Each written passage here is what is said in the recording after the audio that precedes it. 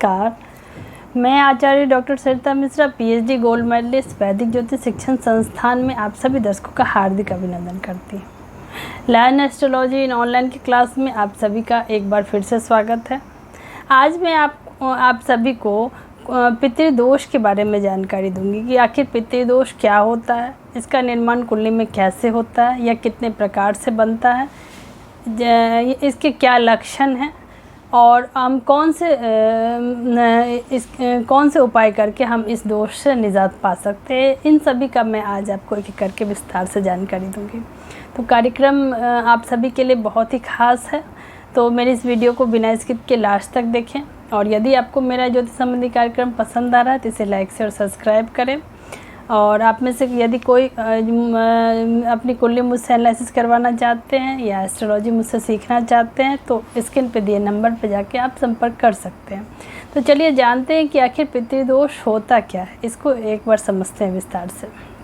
हिंदू धर्म की मान्यता के अनुसार हर माह की अमावस्या तिथि को पितरों का श्राद्ध किया जाता है, लेकिन भाद्रपद मास की पूर्णिमा से लेकर आश्विन मास की अमावस्या तक का समय श्राद्ध पक्ष करने और अपने पितरों की आत्मा की शांति के लिए खास तौर पर निर्धारित किया गया है।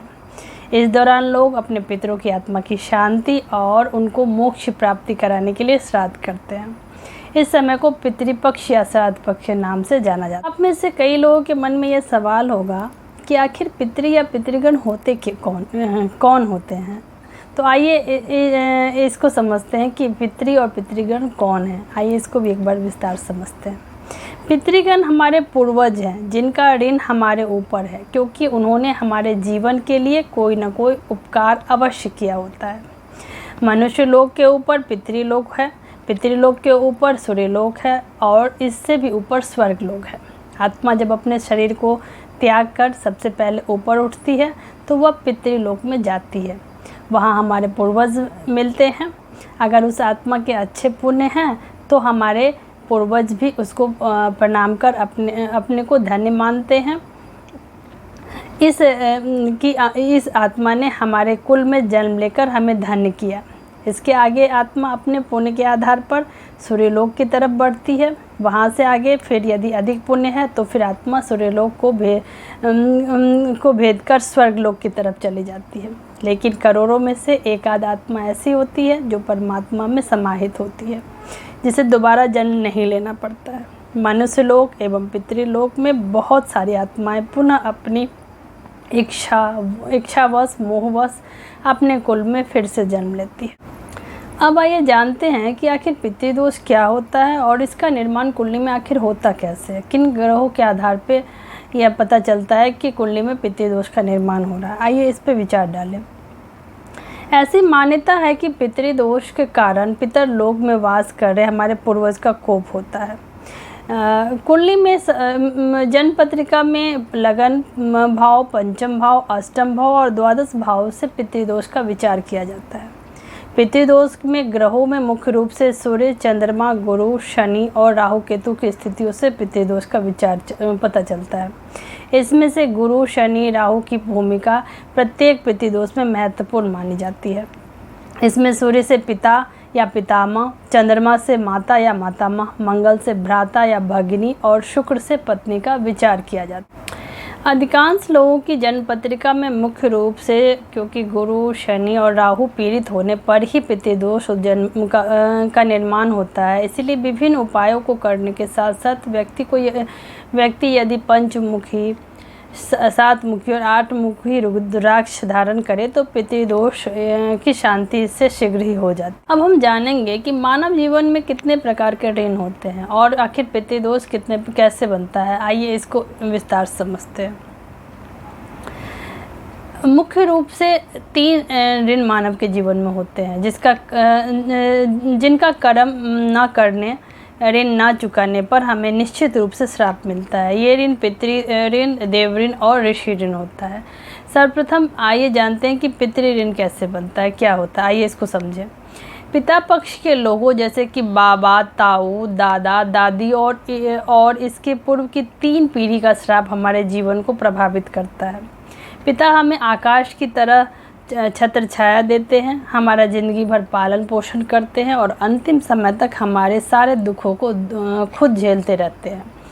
पर आज के इस भौतिक युग में पिता का सम्मान नई पीढ़ी नहीं कर रही है। पितृभक्ति करना मनुष्य का धर्म है। इस धर्म का पालन ना करने पर इसका श्राप नई पीढ़ी को अवश्य झेलना पड़ेगा। इसमें घर में आर्थिक स्थिति का खराब होना, दरिद्रता आना, संतानहीनता, संतान को विभिन्न प्रकार के कष्ट आना या संतान अपंग रह जाना से जीवन में कष्ट की प्राप्ति देखी गई। अगला ऋण है देव ऋण। ये क्या है, आइए जानें। माता पिता प्रथम देवता होते हैं जिनके कारण भगवान गणेश महान बने। इसके बाद हमारे इष्ट भगवान शंकर जी, माँ दुर्गा, भगवान विष्णु इत्यादि आते हैं जिनको हमारा कुल मानता आ रहा है। हमारे पूर्वज भी अपने कुल देवताओं को मानते थे, लेकिन नई पीढ़ी ने बिल्कुल छोड़ दिया। इसी कारण भगवान, कुल देवी, कुल देवता इन्हें नाना प्रकार के कष्ट श्राप देकर उन्हें अपनी उपस्थिति का आभास कराते। नेक्स्ट है ऋषि ऋण। ये क्या है, आइए जानें। जिस ऋषि के गोत्र में पैदा हुए, वंश वृद्धि की, उन ऋषियों का नाम अपने नाम के साथ जोड़ने में नई पीढ़ी कतराती है। उनका ऋषि तर्पण इत्यादि नहीं करती है। इस कारण उनके ऐसे जातकों के घरों में मांगलिक कार्य नहीं होते हैं, इसीलिए उनका श्राप पीढ़ी दर पीढ़ी प्राप्त होता रहता है। अब आइए हम जानते हैं कि ऐसे कौन से लक्षण हैं जिसको देख के पहचाना जा सकता है कि आपके जीवन में पितृदोष की छाया है। इस क्रम में सर्वप्रथम यदि आपके स्वप्न में बार बार पूर्वजों का स्वप्न आपको आ रहा है तो इस बात से पता चलता है कि आपके जीवन में कोई ना कोई पितृ ऋण आपके ऊपर बन रहा है। इसीलिए पितृ मुक्त नहीं हो पा रहे हैं, आपके स्वप्न में आके आपको बार बार संकेत दे रहे हैं कि उनका कुछ न कुछ कर्म आपके जीवन में रह रहा है उनके प्रति। लक्षण है एक शुभ कार्य में अड़चन का होना। इसको कैसे देखेंगे, आइए जानें।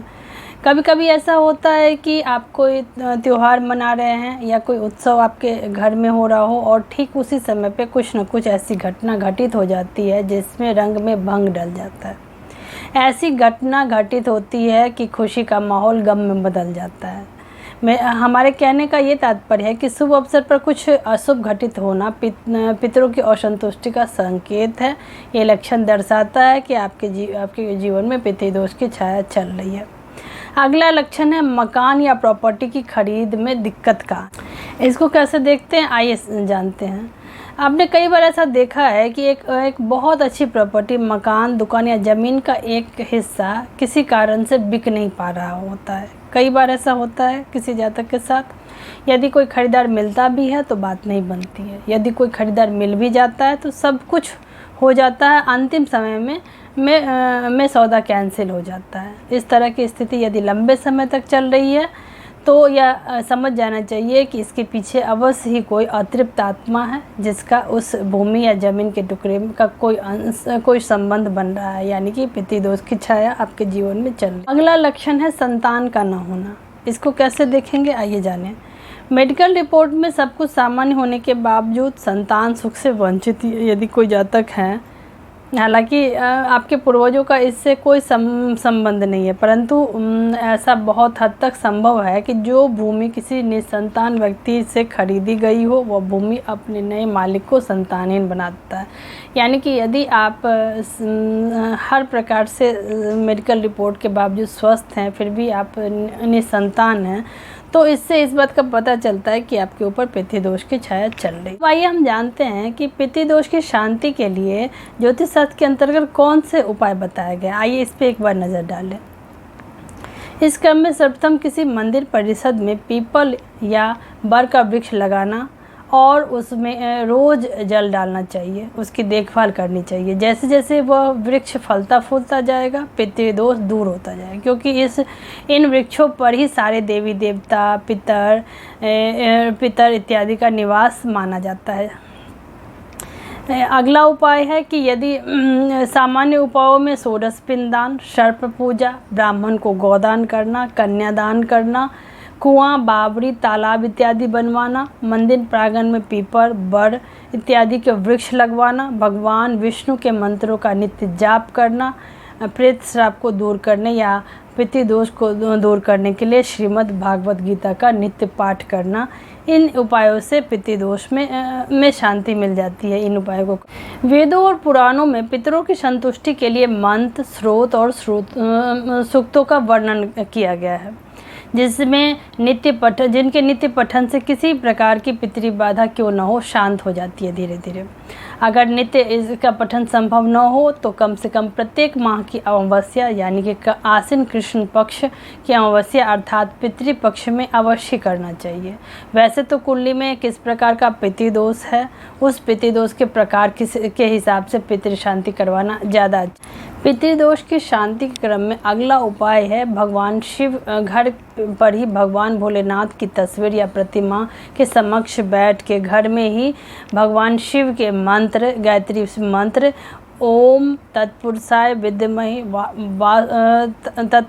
विद्महे महादेवाय धीमहि तन्नो रुद्र प्रचोदयात्, इस मंत्र का यथाशक्ति रोजाना 108 बार जाप करने से पितृदोष की शांति धीरे धीरे होने लगती है और पितृऋण हमारे ऊपर से धीरे धीरे समाप्त होने लगता है। अगला उपाय है अमावस्या को पितरों के निमित्त पवित्रता पूर्वक बनाया गया भोजन अथवा चावल, बूरा, घी एवं एक रोटी गाय को खिलाने से पितृदोष की शांति होने लगती है। अपने माता पिता बुजुर्गों का सम्मान, सभी स्त्री कुल का आदर सम्मान करने और उनकी आवश्यकता की पूर्ति करने से भी पितृ हमेशा प्रसन्न रहे।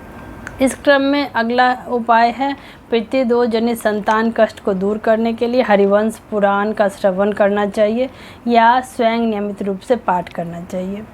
सूर्य चूँकि पिता हैं, इसीलिए तांबे के लोटे में जल भरकर इसमें लाल फूल, लाल चंदन और रोली इत्यादि डालकर सूर्यदेव को अर्घ देकर 11 बार ओम घृणी सूर्याय नमः मंत्र का जाप करते हुए पितरों की प्रसन्नता एवं उनकी ऊर्ध्व गति के लिए, उनकी आत्मा की शांति के लिए भगवान सूर्यदेव से प्रार्थना करते हुए जल अर्पित अर्घ देना चाहिए सूर्यदेव को। इस उपाय को करने से पितृदोष की शांति हमारे जीवन में होने लगती है और पितरों का आशीर्वाद हमारे जीवन में बना रहता है।